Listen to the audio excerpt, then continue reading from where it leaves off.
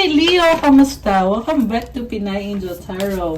This is your November kapalaran para sa mga Leo. General love reading. Kaya maaari mag-resonate o hindi. Pero pag nag-resonate, comment nyo para alam ko. Kamusta kayo, guys? Tingnan natin ang energies connected sa'yo ngayon sa love life mo. Tingnan natin kung may messages din sa career nyo. Depende kung anong cards ang lalabas. So, kuha muna tayo ng oracle messages. For Leo, okay. Mga energies. Long distance. Love knows no distance. It transcends time and space. Mukhang matagal na kayo hindi nakita ng taong to or magkalayo kayo or namimiss nyo isa't isa, pero andun pa rin yung feeling na connected ka sa kanya kahit hindi mo siya nakikita, nakakasama. Connection, o diba kakasabi ko lang na connected talaga kayo. Love is the bridge. Connecting souls, cherish those connections. Oh, ganda naman ito. Pinahalagahan mo tong taong to. Secret, something is hidden from you. Someone isn't being truthful. May tinatago itong person na ka-deal mo. Feeling ko guys, something about loyalty, pagiging faithful. Okay? Pero this can be anything na tinatago sa'yo naman. Okay? Celebrate. Today, celebrate the love you share with those who matter most. So, soulmate mo tong taong to, magkaiba kayo ng ugali, pero nauunawaan nyo ang isa't isa. Okay, posible nga merong conflict ngayon na pinagdadaanan mga Leo. Attraction, you are attracting the right person at the right time into your life. Okay.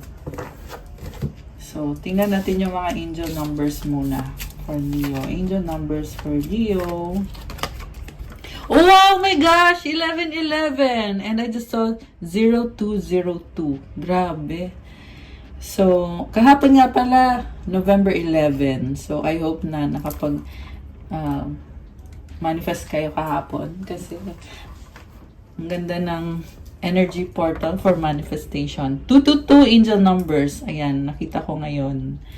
Anyway, sabi dito, intuition, trust in yourself. Your inner whisper is working hard to let you know that it is guiding you. Listen in. What is it saying? Feel it. Where is it telling you to go next? See it. Close your eyes and allow. Trust the path you are on. Affirmation, my intuition speaks to me and I listen. I trust that all things are happening for a purpose. Meron kang kailangan gawin or meron kang kailangan puntahan na tao or situation na kailangan mong pagtuunan ng pansin ngayon at ginagabayan ka ng angels mo. Magtiwala. Magtiwala ka sa intuition mo kasi gabay yan. At may dahilan kung bakit nangyayari or kailangan mangyari ang mga bagay-bagay. Isa pa nga. Okay. Oh, dalawa. Sabi ko isa lang eh. Okay, tingnan natin. Yung una is 15-15, creativity. Keep accessing the creative connection that you feel to the divine. The whispers speak through your creative connection, allowing you to express the beauty that is within you and connect you to the love that is around you. Creativity is my birthright. As I express my creativity, I feel a beautiful flow of love and connection. Ang ganda nito, guys. Pagpatuloy mo lang yung pagdadasal mo, may nakita ko dito na talagang kumukonect ka sa divine.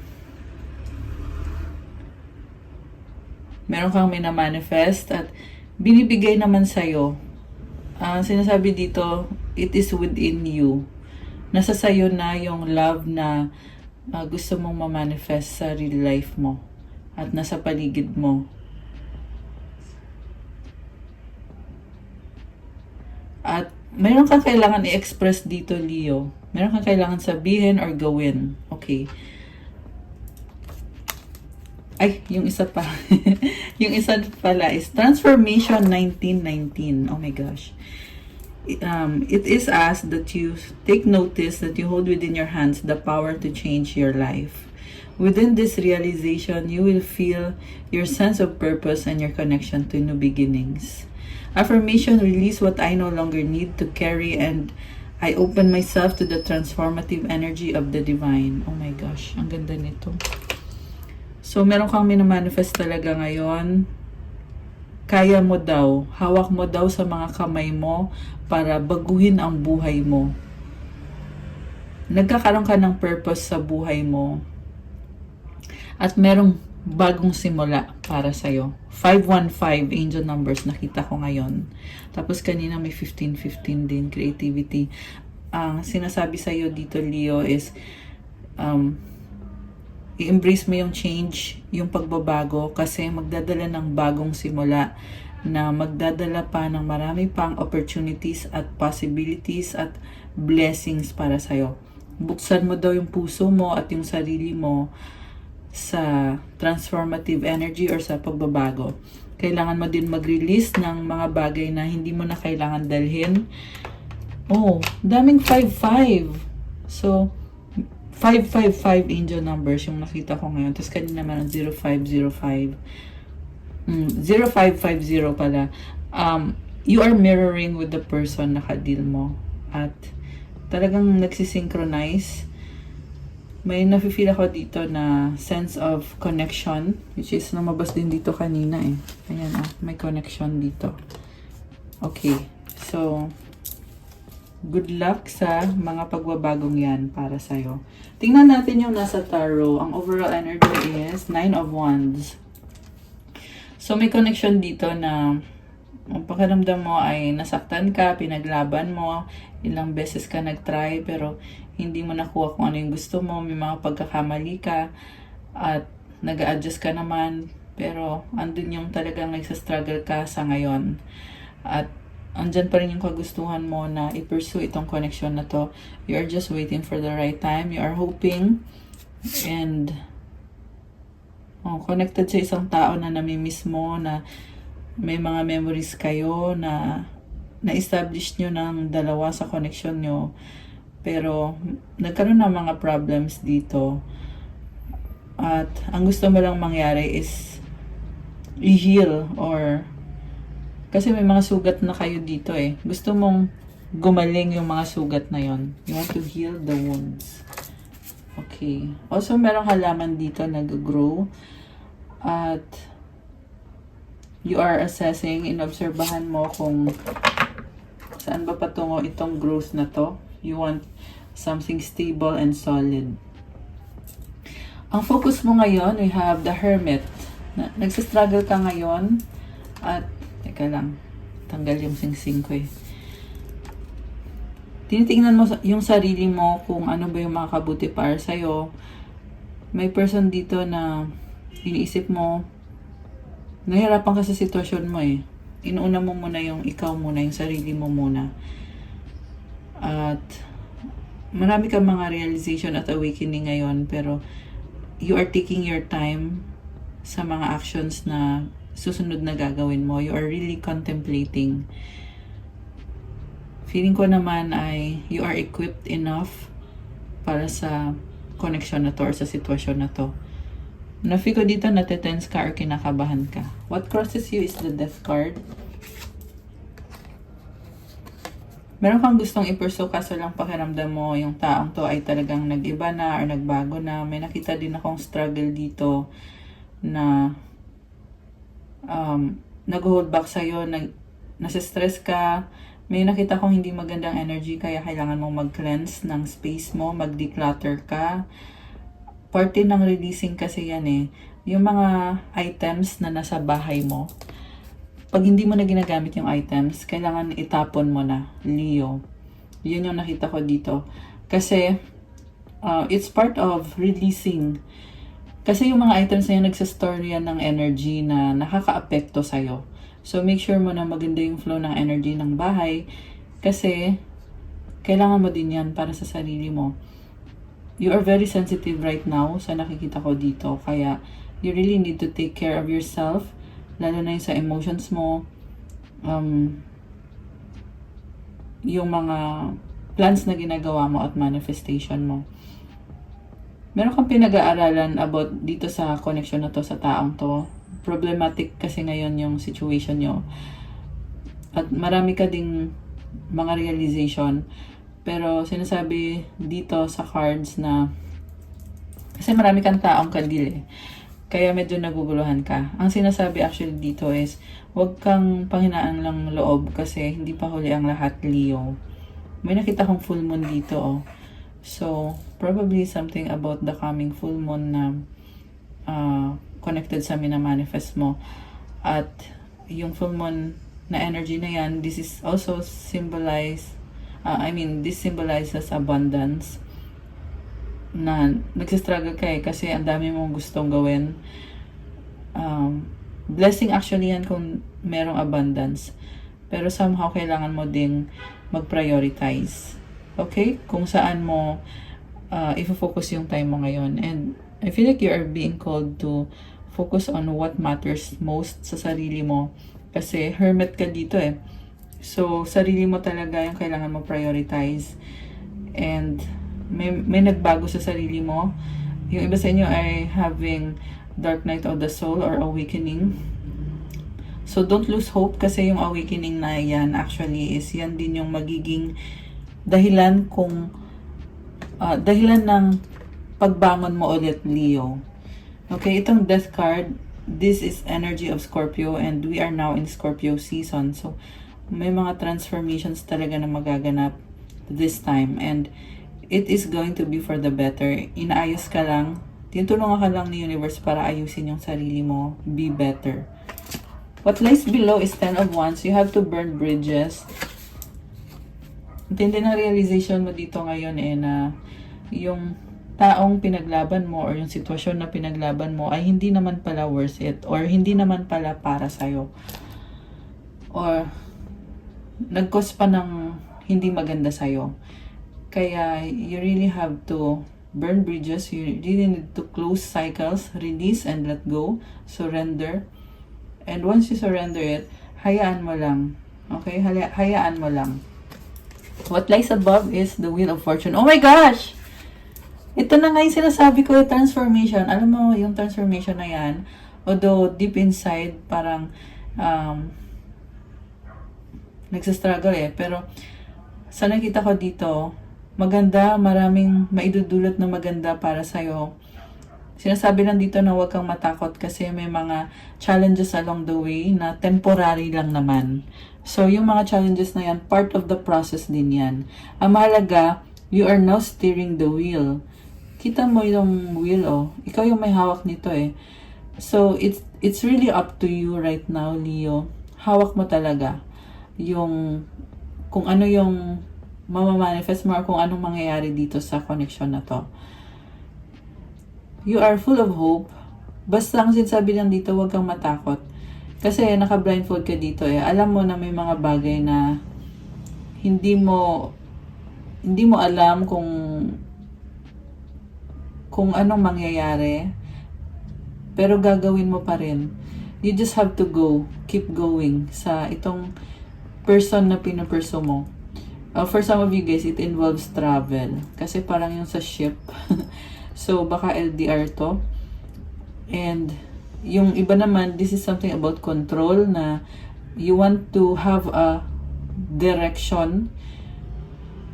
Hawak mo yung dyan. Kung ano mangyayari sa connection na yan, ikaw yung magiging guide or paano ko ba explain to? Ikaw yung magdadala ng direction dyan. Ang sinasabi sa akin dito is gamitin mong gabay is yung universe, si God. Okay? Nakita ko kasi yung stars Nakikita ko yung stars talaga. Which symbolizes connecting with the universe, with the divine, with God. So, yung mga pinupurso mo, dapat ay in-inform mo si God. Pinapaalam mo na, oy God, ito nga palang gagawin ko. Ayan. So, yeah, the reason for that is dahil tinutulungan ka at mini-bless. What lies behind is Ace of Wands.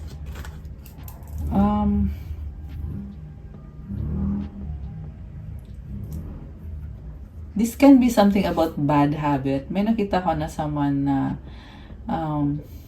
may mga bad habits na panandalian na nare-realize mo ngayon na you were foolish, you were immature, or nafe-feel mo na mali lang talaga yung mga ginawa mo or na mga naging decision mo. 4, 5, 6 angel numbers. Ayan, is saying na take it one step at a time, Leo. May nakita din ako dito na may gusto kang i-pursue na tao. Pero, pakiramdam mo kasi, the reason kung bakit hindi nag-workout itong connection yun ng taong yan is dahil sa takot mo. Takot ka na baka hindi mo mapanindigan yan or hindi mo mapatunayan na kung ano yung intention mo or hindi mo mapatunayan yung sarili mo, feeling mo may kulang sa'yo. Ibig sabihin, parang insecurity eh. So, yung insecurity na yan is, it's a limiting belief na madalas yan, ikaw lang din nakikreate ng scenario na yan.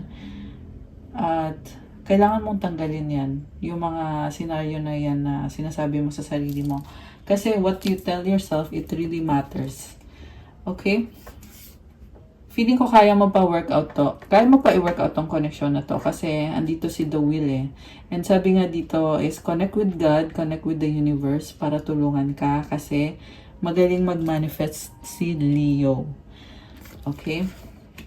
Sa near future, 10 of Swords. Talaga nakita ko dito yung fear na baka i-reject ka, baka masaktan ka, baka iwan ka ng taong yan. Nahihirapan ka. Wow, guys. Merong egg, oh. You are birthing something, Leo. Oh my gosh. Parang nag-goosebumps ako. So, Leo, sinasabi sa'yo dito, illusion lang yan yung struggle mo. Kasi you are really birthing. Kumbaga, kung sa babae pa, nanganganak ka ngayon. Or sa near future pala. Buntis ka pala ngayon. Manganganak ka pa lang. Pero pag nanganak ka, mahabang cycle or mahabang process. Diba? Pag nanganak ka, syempre aalagaan mo yung baby, kailangan i-nurture mo. Ganun yung nakikita kong scenario. Huwag lang sumuko. Ang mahalaga is, alam mo ngayon kung ano kailangan mong gawin. Although, meron kang ang fear, takot kang masaktan, kasi may mga bagay na hindi mo pa alam, ayaw mong umasa.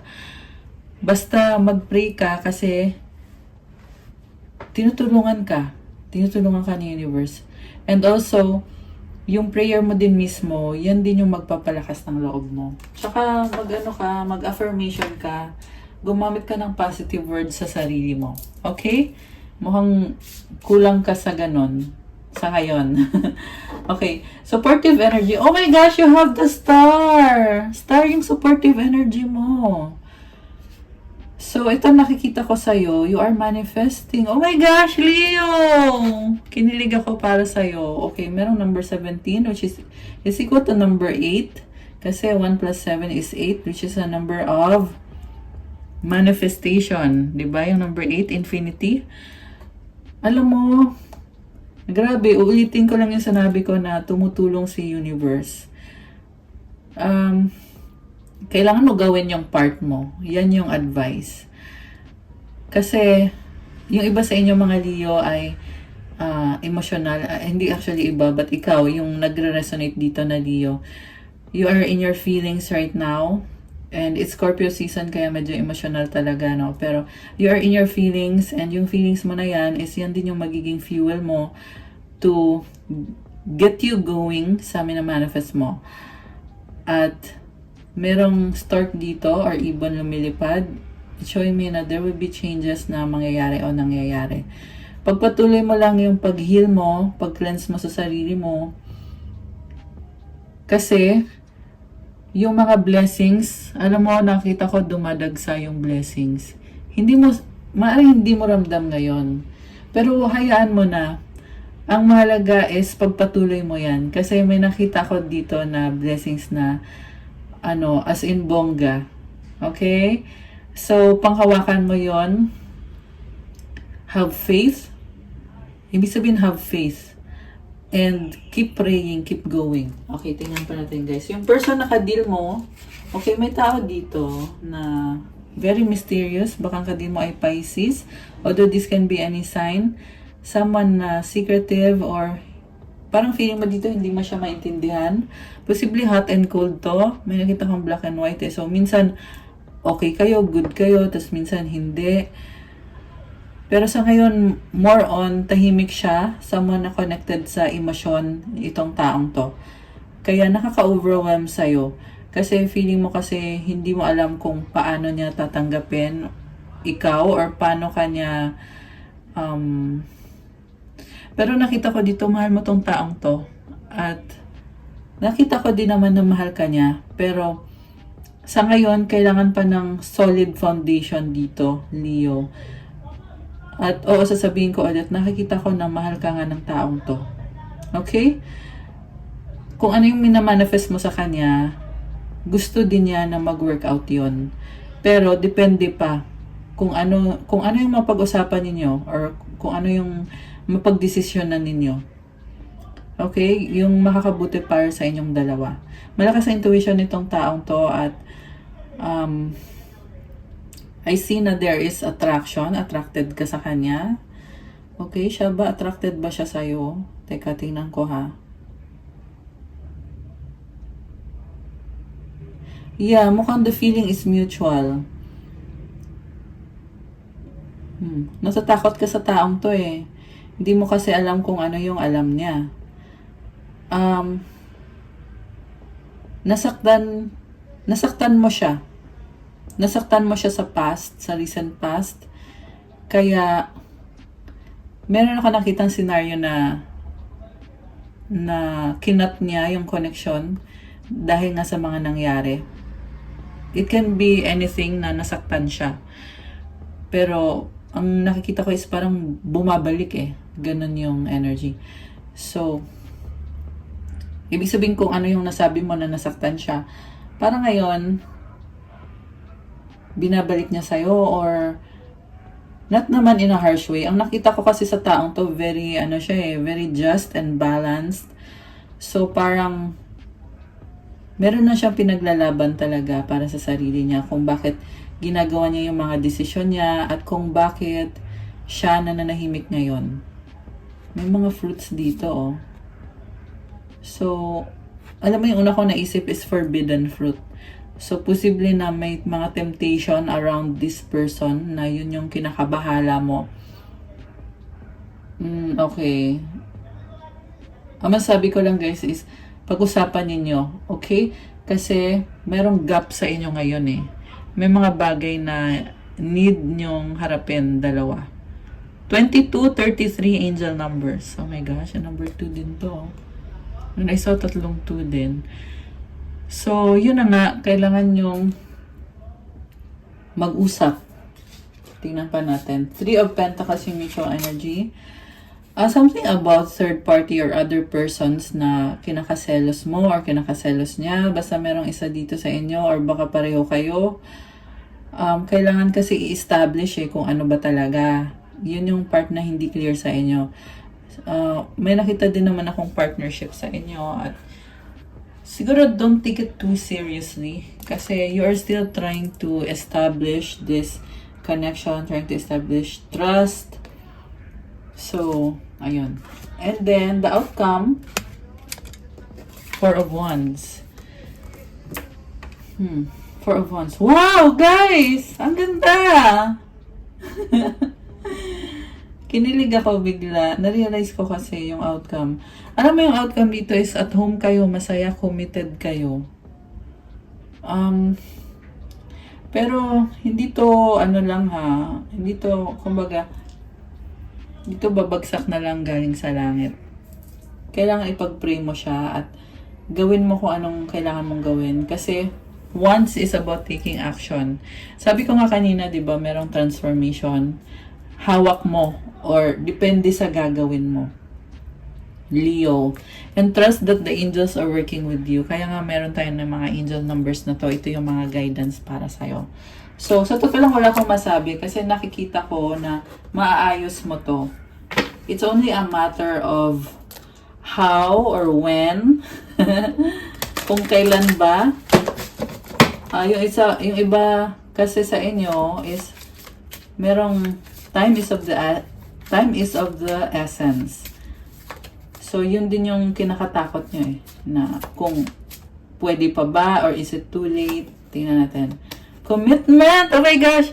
Commitment is an important factor in building a successful relationship. Ayun guys. Ito lang ang paraan para maging successful kayo. 4, 5, 6 ulit. Nakikita ko ulit.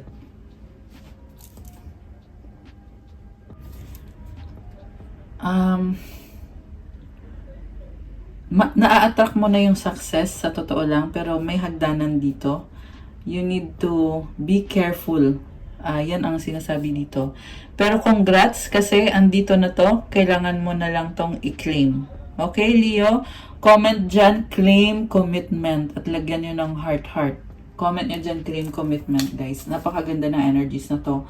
And remember, kahapon po is 11/11, di ba? November 11 kahapon. You can still make a wish, you can still manifest kahit na 12 na ngayon, pero pwede pa rin yan, guys, kasi may mga ilang days pa yan na okay pa rin mag-manifest, powerful pa rin yung manifestation mo. Kaya humabol ka. Leo, claim commitment. Claim successful relationship. Ayan. Comment nyo dyan, guys. Oh my gosh, happy! Embrace your loving connection and be happy. Oh my gosh! Na-excite ako para sa'yo. O diba? All will be well. Leo, oh my gosh, guys. Okay, kuha tayo ng isa pa. We have, oh my gosh! 11/11 speaking. O diba? Nakailang 11/11 na tayo. Oh, kanina ito din, oh. And kahapon yung 11/11. So, comment nyo dyan 11/11. Comment nyo dyan, guys. So, 11/11 is an important number for twin flames symbolizing harmony and balance in soulmates. So, it's either twin flame mo siya or soulmate mo siya. Merong harmony, may balance. Yan yung namamanifest mo ngayon. Kaya, i-claim nyo na to. Oh my gosh! Kinilig ako sobra. Tsaka may happy ka kanina. Ito lang yung struggle mo, maze. Even if you feel lost, there's always a way through the maze. Hayaan mo na kung pakiramdam mo na lost ka. Pakiramdam lang kasi yan eh. Hayaan mo na yon. Ipaglaban mo yung advice sa'yo dito na there's always a way. Palaging merong daan. Palaging merong paraan. Grabe. Okay. So, may gusto lang akong i-clarify dito sa person na connected sa'yo. Doon nakita naman na natin kanina. So, tingnan natin, guys, ha. We have the Fool. Oh my gosh! The Fool! 6 of Wands. Guys! 5 of Pentacles. Okay, una sa lahat, malungkot siya ngayon. Pangalawa ay gusto niyang mag-risk para sa'yo, para sa inyo. Victory and success are here. Baka may kandikang Aquarius, Fire sign, Aries, Sagittarius, Earth sign, Capricorn, Taurus, Virgo. Although this can be any sign. Alam mo, this is someone na busy siya ngayon sa finances niya, pero malungkot siya at naaalala ka na may miss ka ng taong to. Kung ano man yung tingin mo sa kanya na meron kasi iba sa inyo nagdududa eh. Kaya sinasabi dito, guys, na kung ano man yung mga pagdududa mo sa taong to, Leo, is wag mo yun pansinin. Okay, ang mahalaga dito is yung usapan yung dalawa. Hindi yung mga duda-duda na yan. Okay, kasi created lang yan ng utak mo. 33 angel numbers. Oh my gosh, and I saw 3 0 din. Oh my gosh. This person is taking the leap of faith. Hindi mo ba nakikita yon? Sinasabi sa'yo dito, Leo, eh. Ito na, nagre-risk na yung tao para sa'yo.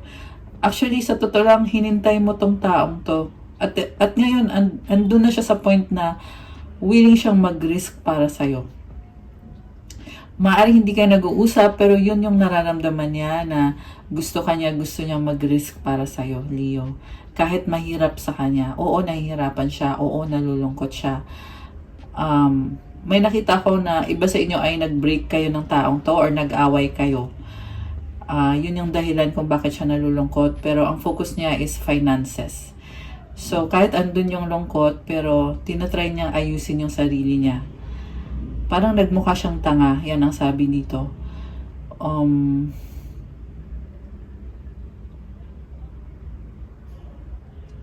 Andun yung lungkot talaga, guys, kasi nag-risk siya para sa'yo. Pero ngayon, nagbubukas yung opportunity na yan ulit, Leo. So, i-claim mo na yan. Okay? Tingnan pa natin. Meron dito, 4 of Cups and the Queen of Wands. Oh, you had a problematic relationship, pero sabi ko nga kanina, hawak mo yung kung ano yung mangyayari sa inyo. Nakikita ko ngayon na gusto mong mag-risk din para sa taong to at patunayan sa kanya na sa'yo lang siya magiging masaya. So, gawin mo lang kung ano yung tingin mo na kailangan mong gawin. Huwag kang matakot. Kasi, magkakaroon ng changes at saka mo yan malalaman pag nangyari na kung ano yung mga changes na yun. Pero mind you, these are very positive changes. Oh, trust your intuition. Ayan. Anong advice para sa mga Leo friends natin? Okay. Kuha tayo ng advice. Advice for the Leos. Okay. Sanctuary. A sanctuary resides in you no matter what is happening. This inner temple beckons you to enter. Take a deep breath, enter, and sit down on the throne of your own heart. Oh my gosh. Leo, you are safe. Sinasabi dito, huwag kang matakot. May sanctuary ka sa loob mo. Kahit na yung mga nasa labas mo ay nai-intimidate ka, nahihirapan ka, pero yung sa loob-loob mo, you have an inner temple. Tinatawag ka na pumasok ka sa temple na yon sa loob mo kasi safe ka dun. Yan yung universe. Take a deep breath, enter, sit down on the throne of your own heart. So, gawin natin ngayon para makatulong sa'yo.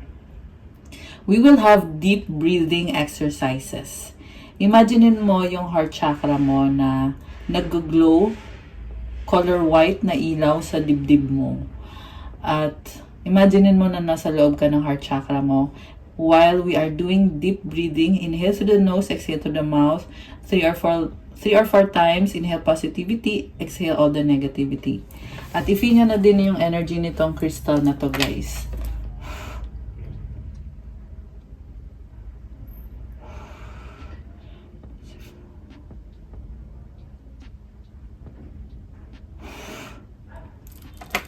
So, i-feel nyo, this is rose quartz, lavender rose quartz. Okay, so, inhale through the nose, inhale all the positivity, exhale through the mouth, exhale all the negativity, 3 or 4 na beses. At i-feel nyo itong energy nitong crystal na to. Okay, ready? 1, 2, 3, go.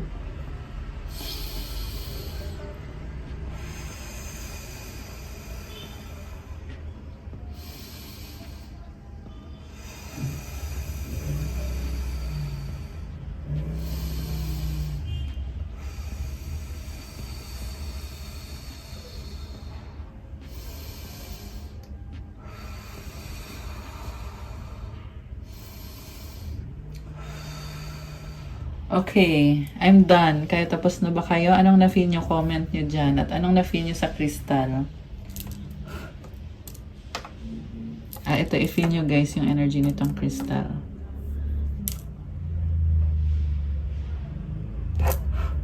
Ayan, i-feel nyo siya.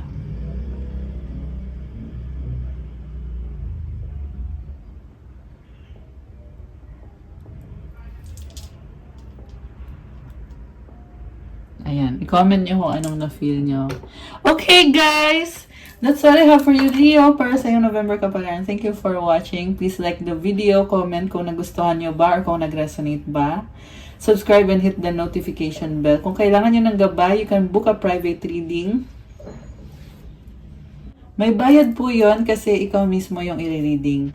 Ayan, para yan sa mga nag-resonate at kailangan ng mga more information at guidance. Pero kung hindi kayo nag-resonate at gusto nyo na magpa-reading, okay din yun guys. Para sure ka na ikaw mismo yung i-reading. Message lang kayo sa Viber or sa WhatsApp para mas mabilis. Nasa description box po yung contact details. Pa-follow din po sa social media account ko, sa Instagram ko. Kailangan ko po yung support nyo doon. And if you want to start your crystal journey, check it out. Nakapost po din yung iba-ibang crystals, kagaya na nakikita nyo ang ginagamit ko. It will help you sa mga manifestation mo. For love, money, wealth, prosperity, abundance, marami at iba-iba yung blessings. Meron for spiritual protection, focus, mental clarity, motivation, vitality, courage, self-confidence, wisdom, negotiations. Marami pang iba guys. Tingnan nyo na lang doon, okay? Thank you again, Leo. I love you guys. Have a good night or day. God bless you all. Stay safe. See you again soon. Love you guys. Bye! 111 in the numbers. Grabe. Bye, Leo.